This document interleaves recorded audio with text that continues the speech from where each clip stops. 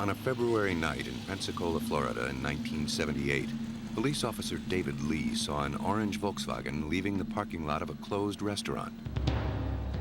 Because the car had no reason to be there, he ran a check on the tags. He discovered it was stolen. The driver tried to flee the scene.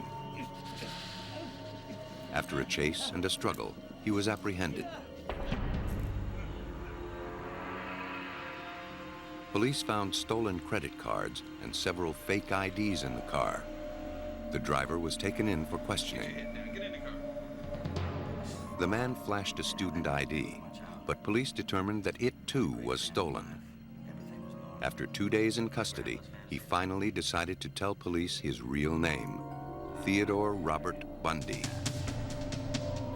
At first, the Pensacola police had no reaction. They had no idea who Ted Bundy was. But they'd soon find out that his name had just been added to the FBI's 10 most wanted list. He was suspected of killing 36 young women in at least 4 western states. His lackluster arrest in Florida was the beginning of the end for the most notorious serial killer in history, who may have murdered over 40 women in 16 years. Ultimately, forensics would tie him to his crimes. In the process, the study of his murders would help spawn a whole new field of forensic psychology, a science that tries to understand how serial killers are created and what we can do to stop them. William Hagmeyer of the FBI's Behavioral Sciences Unit in Quantico, Virginia, interviewed Bundy in prison.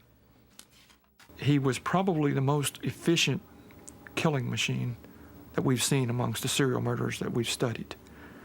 With his ability to articulate how he made certain choices, why he let certain people live and die, he's become a standard by which other serial killers are measured.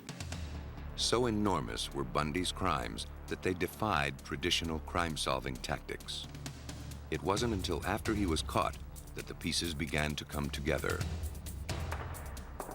Bundy didn't know that Florida would be the last stop on his trail of death.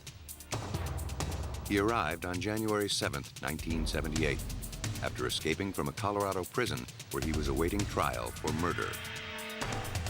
He rolled into Tallahassee and moved into a boarding house called the Oaks, near Florida State University. It's now a fraternity house. Bundy didn't kill randomly. He was methodical, selecting college-age women with dark, straight hair parted in the middle. His proximity to campus provided ample quarry. Within a week of his arrival, he resumed his deadly rampage. At the Chi Omega house, sorority sister Nita Neary returned from a date around 3 a.m. on January 15, 1978. The lock to the back door had been broken for weeks. As she entered the house, she heard a commotion upstairs, someone running. She stopped as she saw a man run down the steps and disappear into the night.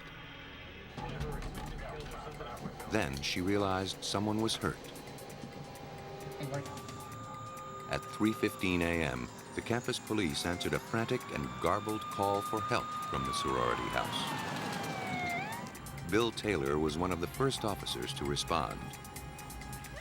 We had stopped and broke up a fight between 2 of our fraternities, and we were just clearing that call when we got a call that 2 girls were in a fight at the Chi Omega house at 661 West Jefferson Street. The campus police thought this was just another routine call. But nothing could prepare them for what they found.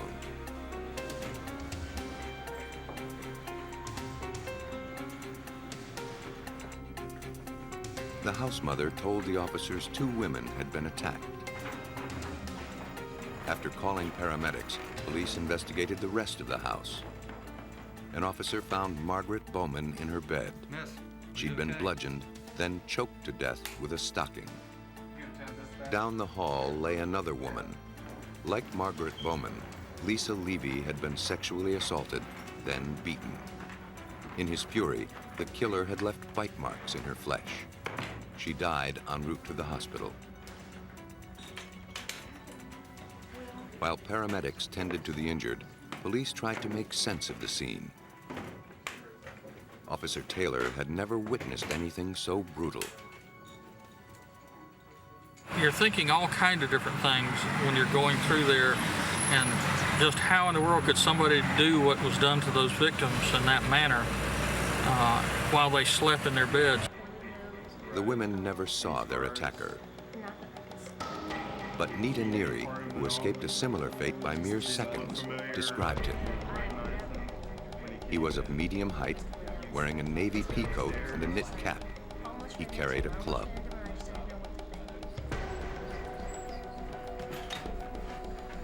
The sketchy description provided little help. The killer left behind no evidence, not even a fingerprint.